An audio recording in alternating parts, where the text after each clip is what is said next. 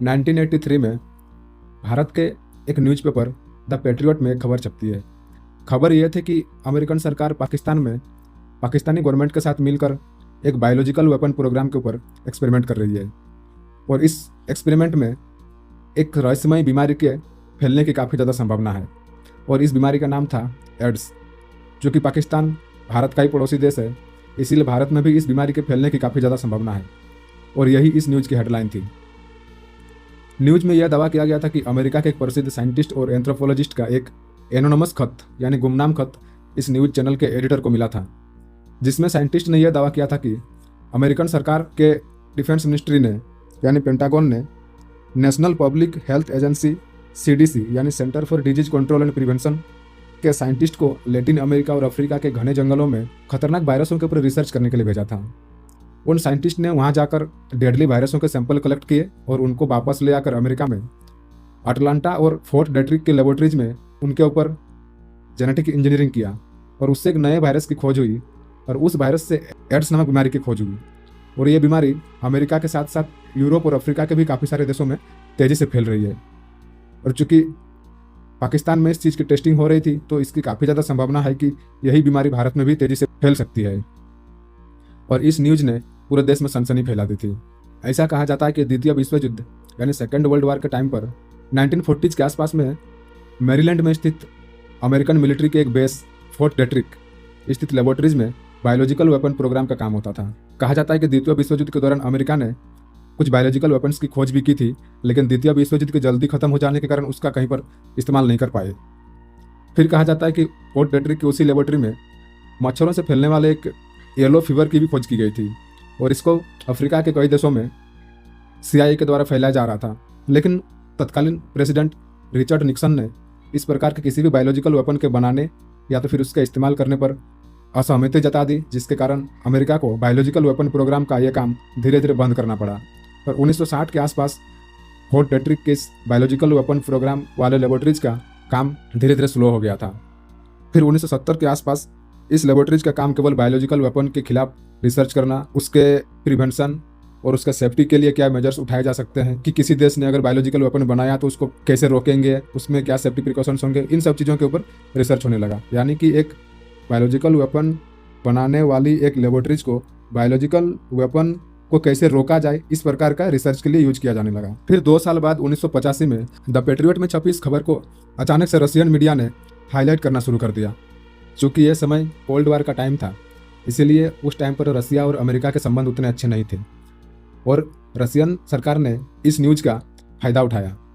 रसिया US की credibility को damage करना चाहता था।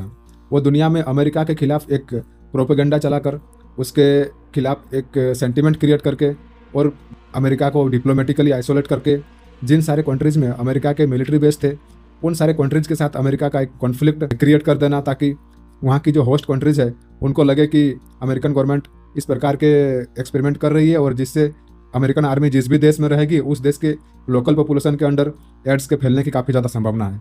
तो इन सारी चीज़ों को टारगेट रख के रसिया की इंटेलिजेंस एजेंसी KGB ने इस इंफॉर्मेशन का फ़ायदा उठाया।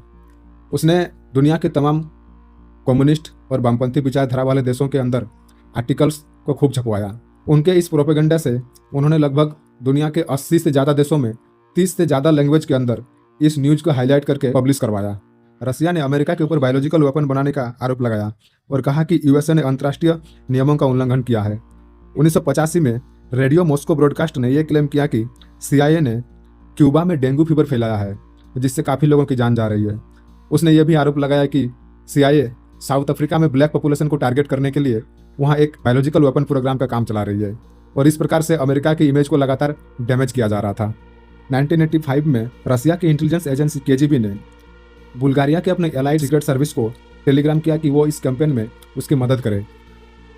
उसने बुल्गारियन सीक्रेट सर्विस को यह टेलीग्राम किया कि हमने इंडियन न्यूज आर्टिकल्स के आधार पर इस पर रिसर्च किया है और पाया कि एड्स अमेरिका और पश्चिमी यूरोप में तेज़ी से फैल रहा है और अमेरिकन सीक्रेट सर्विस ने कई देशों के अंदर पार्टिकुलर ग्रुप ऑफ पीपल्स को टारगेट करने के लिए इसका इस्तेमाल किया है। उसने कहा कि USA ने अपने जेल में बंद कैदियों, होमोसेक्सुअल्स, ड्रग एडिक्ट्स और लैटिन अमेरिका के माइग्रेंट्स के ऊपर इसका ट्रायल किया है। महीने भर के अंदर ही Russian newspaper the literary gazette ने एक न्यूज़ छपी जिसकी हेडलाइंस थी पैनिक इन द वेस्ट और what is hiding behind the sensation surrounding AIDS. Literary gazette के जर्नलिस्ट ने यह क्लेम किया कि इंडिया के एक रेपुटेटेड न्यूज़पेपर का यह दावा सही है। उन्होंने कहा कि अमेरिका की CDC के साइंटिस्ट को जायरे, नाइजीरिया और लैटिन अमेरिका के घने जंगलों में हाईली पैथोजेनिक वायरस के सैंपल कलेक्ट करने के लिए भेजा गया था। ये सारे वायरस एशिया और यूरोप में नहीं पाए जाते हैं। फिर उन वायरसों की जेनेटिक इंजीनियरिंग करके एड्स नामक बीमारी बनाई गई है। इस रशियन आर्टिकल को Kuwait, Bahrain, Finland, Sweden, parallel जैसे कंट्रीज की मीडिया ने छापना शुरू कर दिया। 1986 में उस टाइम पर जर्मनी 2 भागों में विभाजित था, ईस्ट जर्मनी और वेस्ट जर्मनी। ईस्ट जर्मनी के हिस्सों में सोवियत संघ यानी कि रसिया का ज़्यादा प्रभाव था, जबकि वेस्ट जर्मनी में वेस्टर्न यूरोप के कंट्रीज का प्रभाव था। तो ऐसा कहा जाता है कि ईस्ट जर्मनी की फॉरेन इंटेलिजेंस एजेंसी स्टासी की एक स्पेशल यूनिट HBA ने भी बुल्गारियन सीक्रेट सर्विस और KGB के साथ मिलकर इस खबर को खूब फैलाया। उन्होंने बताया कि हमारी स्टडीज और इंटेलिजेंस से यह पता चला है कि एड्स अफ्रीका में नहीं बल्कि अमेरिका से फैला है। 1986 में ईस्ट जर्मनी के एक बायोलॉजिस्ट जैकब सेगल और उसकी वाइफ लिली सेगल ने एक रिपोर्ट बनाई जिसमें उन्होंने यह दावा किया था कि एड्स एक मानव निर्मित बीमारी है। डॉक्टर सेगल एक ईस्ट जर्मन बायोफिजिस्ट थे और उसकी पत्नी लिली सेगल एक एपिडेमियोलॉजिस्ट थी। उन्होंने यह दावा किया था कि एड्स 2 अलग अलग वायरसों से मिलकर बना है। उसने कहा कि विस्ना और HTLV-10 नामक 2 वायरसों की जेनेटिक इंजीनियरिंग करके एक नए वायरस की खोज की गई है और जिससे एड्स फैल रहा है। हालांकि सेगल रिपोर्ट ने उन्होंने यह दावा किया कि उनकी थ्योरी केवल एजम्पशन है और उन्होंने किसी भी प्रकार का साइंटिफिक रिसर्च का एविडेंस नहीं दिया था। एड्स फैलने की इस न्यूज को दुनिया भर में बहुत प्रचार किया गया, खासकर वामपंथी और कम्युनिस्ट मीडिया पब्लिकेशन में इसे खूब हाइप मिला। इस खबर और थ्योरी को फैलाने में सोवियत संघ की न्यूज एजेंसी तास और सीक्रेट सर्विस KGB का प्रमुख हाथ था। कहा जाता है कि ईस्टर्न जर्मनी, जो उस टाइम पर रसिया के प्रभाव में था, वहाँ की इंटेलिजेंस एजेंसी स्टासी ने इस कैंपेन में उनकी बहुत मदद की थी।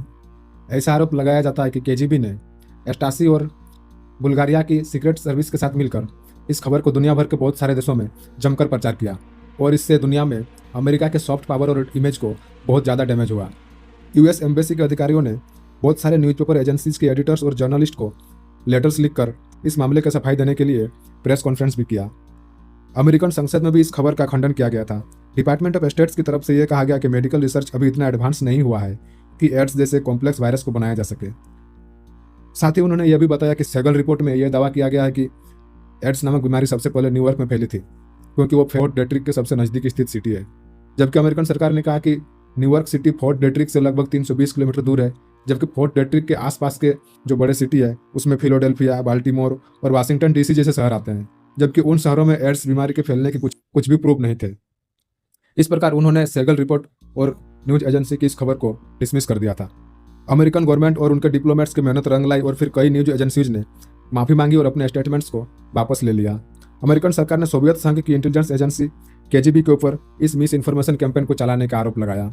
उसने कहा कि KGB दुनिया भर में अमेरिकन क्रेडिबिलिटी को डैमेज करना चाहती है और उनके ऊपर झूठे आरोप लगाए गए हैं। ये पूरी सेंसेशनल न्यूज केवल न्यूज आर्टिकल्स और फेक डॉक्यूमेंट्स के आधार पर ही सर्कुलेट हो रही थी।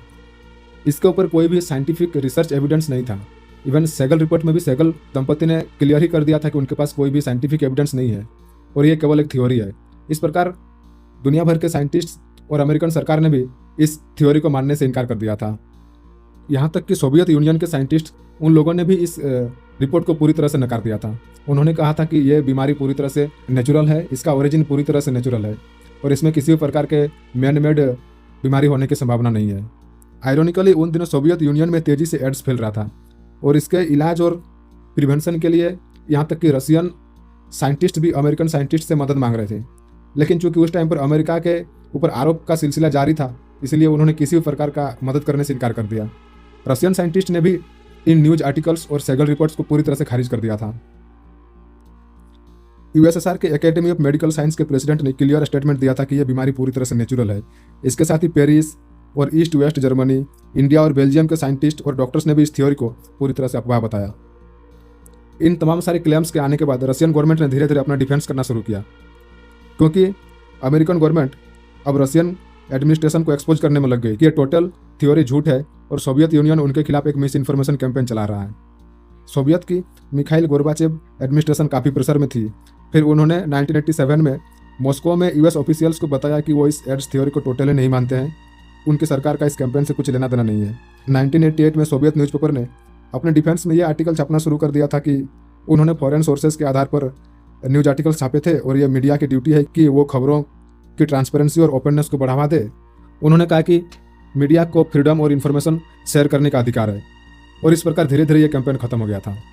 बाद में 1990 और 91 के आसपास केजीबी के ही एक ऑफिसर वासिली मित्रोकिन ने यह दावा किया कि यह प्रोग्राम एक केजीबी द्वारा चलाए जा रहे मिस इन्फॉर्मेशन कैंपेन का हिस्सा था। उन्होंने बताया कि उन्होंने मित्रोकिन आर्काइव्स नाम की एक फाइल बनाई थी जिसमें उन्होंने केजीबी के द्वारा कोल्ड वार और उस टाइम पर चल रहे सभी सीक्रेट मिशंस और ऑपरेशंस की जानकारी को कलेक्ट करके रखा था। उसके इस कंपाइलेशन को मित्रोकिन आर्काइव के नाम से जाना जाता है। हालांकि मित्रोकिन बाद में यूके चले गए और उनको MI6 ने यूके में शरण दिया था। उन्होंने यूके में शरण लेने के बाद केजीबी के द्वारा उस टाइम पर चलाए जा रहे सभी ऑपरेशंस और सीक्रेट मिशंस की जानकारी दुनिया भर में साझा कर दी थी। अभी भी मित्रोकिन आर्काइव के नाम से पुस्तकें छपी है जिनके 2 वॉल्यूम्स है। कहा जाता है कि उन किताबों में केजीबी के तमाम सीक्रेट मिशंस और दुनिया भर में चल रहे सीक्रेट प्रोग्राम्स का सारा डिटेल लिखा हुआ है। 1990 में जब ईस्ट और वेस्ट जर्मनी का मिलन हो गया तो उस टाइम पर स्टासी के एक अधिकारी मार्कस वोल्फ ने यह बताया कि स्टासी ने रसिया के इस सीक्रेट मिस इन्फॉर्मेशन कैंपेन को चलाने के लिए उनकी मदद की थी। उन्होंने बताया कि केजीबी ने जानबूझकर इंडिया के अंदर इस मिस इन्फॉर्मेशन को प्लांट किया था। मित्रोकिन आर्काइव्स और मार्कस वोल्फ ने यह बताया कि केजीबी ने फैब्रिकेटेड डॉक्यूमेंट्स यूज करके इस इंडियन न्यूज एडिटर को वो लेटर भेजा था जिसमें उन्होंने यह दावा किया था कि यह एक अमेरिकन साइंटिस्ट का लिखा हुआ खत है, जबकि वो केजीबी के द्वारा एक फैब्रिकेटेड लेटर था जिसमें उन्होंने फॉर्जरी करके अमेरिकन साइंटिस्ट का नाम डाल के इंडियन न्यूज आर्टिकल्स को थमा दिया था और इंडियन न्यूज आर्टिकल्स ने इस इन्फॉर्मेशन को वेरीफाई किए बिना छाप दिया। हालांकि केजीबी ने इस मैटर को बहुत वाइजली हैंडल किया था क्योंकि उन्होंने 2-3 साल तक इसके ऊपर कुछ भी रिएक्शन नहीं दिया। फिर 1985 में अचानक उन्होंने इस खबर को हाईलाइट करना शुरू कर दिया था ताकि किसी को शक ना हो कि केजीबी का इसमें किसी भी प्रकार का हाथ है। लेकिन मार्कस वोल्फ जो तत्कालीन ईस्ट जर्मनी की इंटेलिजेंस एजेंसी स्टासी के ऑफिसर्स थे और केजीबी के मित्रोकिन, इन दोनों ने बाद में यह खुलासा किया कि केजीबी ने जानबूझकर ये प्लान बनाया था ताकि अमेरिका के भारत और पाकिस्तान के साथ रिश्ते अच्छे ना रहें। उन्होंने दुनिया भर में अमेरिका के जिन जिन देशों के साथ संबंध अच्छे थे और जिन जिन देशों में रसिया की कम्युनिस्ट विचारधारा और उसकी आइडियोलॉजी का थोड़ा बहुत दबदबा था, उन देशों में जानबूझकर इस खबर को बहुत ज़्यादा फैलाया ताकि उन देशों में अमेरिका के खिलाफ एक सेंटिमेंट क्रिएट किया जा सके और अमेरिका की क्रेडिबिलिटी को डैमेज किया जा सके, ताकि जो भी होस्ट कंट्रीज अपने यहाँ पर अमेरिकन मिलिट्री को बेस बनाने के लिए स्पेस प्रोवाइड कर रही है उनके अंदर ये डर बैठ जाए कि अमेरिकन आर्मी जहाँ पर रहेगी उन जगहों पर इस बीमारी के फैलने की काफ़ी ज़्यादा संभावना है। क्योंकि फोर्ट डेट्रिक एक अमेरिकी मिलिट्री बेस था, तो इस प्रकार केजीबी ने इस इन्फॉर्मेशन को ऐसे भी फैलाया था कि अमेरिकी मिलिट्री बेस के अंदर अगर सीक्रेट लेबोरेटरी होगी तो वहाँ पर बायोलॉजिकल वेपन्स के रिसर्च होंगे और इससे उसके आसपास के इलाकों में काफ़ी ज़्यादा बीमारियों के फैलने की संभावना है। 1990 में जर्मनी के एकीकरण के बाद जब स्टासी की फाइल्स को खंगाला गया तो उसमें पता चला कि स्टासी ने केजीबी और बुल्गारियन सीक्रेट सर्विस के साथ मिलकर इस खबर को दुनिया भर में फैलाया था। हालांकि उनके आर्काइव्स में किसी भी प्रकार के डायरेक्ट इन्वॉल्वमेंट की पुष्टि नहीं हो पाई थी, लेकिन स्टासी ने तत्कालीन बुल्गारियन सीक्रेट सर्विस को जो टेलीग्राम्स किए थे उन टेलीग्राम्स के कुछ हिस्से रिकवर किया गया और उनसे ये रिलेट किया गया कि स्टासी और बुल्गारियन सीक्रेट सर्विस केजीबी के साथ मिलकर ये काम कर रही थी, क्योंकि इन दोनों देशों में रशियन वामपंथी आइडियोलॉजीज का दबदबा था। यह भी खबर आई थी कि सेगल दंपति जिन्होंने सेगल रिपोर्ट को बनाया था वो ईस्ट जर्मनी के रहने वाले थे और प्रो सोवियत होने के कारण ईस्ट जर्मनी में रहकर उन्होंने इस रिपोर्ट को बनाने में मदद की। हालांकि बाद में उनको यह भी क्लियरेंस दिया गया कि हो सकता है कि सेगल कपल्स को इसके डिसएडवांटेज के बारे में ना पता चला हो या तो फिर उनको यह ना पता हो कि इनकी इस रिसर्च को कहाँ आगे ले जाकर किस प्रकार यूज किया जाएगा। तो इस प्रकार उन दोनों के ऊपर कुछ ज़्यादा आरोप नहीं लगाए गए थे। फिर भी सेगल दंपति ने अपने रिपोर्ट्स में यह बताया था कि उनके द्वारा प्रोवाइड की गई रिपोर्ट का कोई साइंटिफिक एविडेंस नहीं है और वो केवल एक एजम्पशन पर आधारित है। केजीबी के द्वारा चलाई गई इस मिस इन्फॉर्मेशन कैंपेन को ऑपरेशन डेनवर के नाम से जाना जाता है। कुछ जगहों पर जैसे ईस्टर्न जर्मनी या वेस्टर्न यूरोप में इसे ऑपरेशन इन्फेक्शन भी कहा जाता है। और इस प्रकार केजीबी के इस सीक्रेट मिस इन्फॉर्मेशन कैंपेन ने अमेरिका के नाक में दम कर दिया था और अमेरिका को इस चीज़ से निकलने में काफ़ी समय लगा और दुनिया भर में अमेरिका की काफ़ी फजीहत हुई और उनके सॉफ्ट पावर को काफ़ी बड़ा झटका लगा था। और इस प्रकार ये कहानी खत्म होती है। अगर आपको हमारी ये कहानी अच्छी लगी तो हमारे वीडियो को लाइक, कमेंट, शेयर और सब्सक्राइब जरूर करें। धन्यवाद।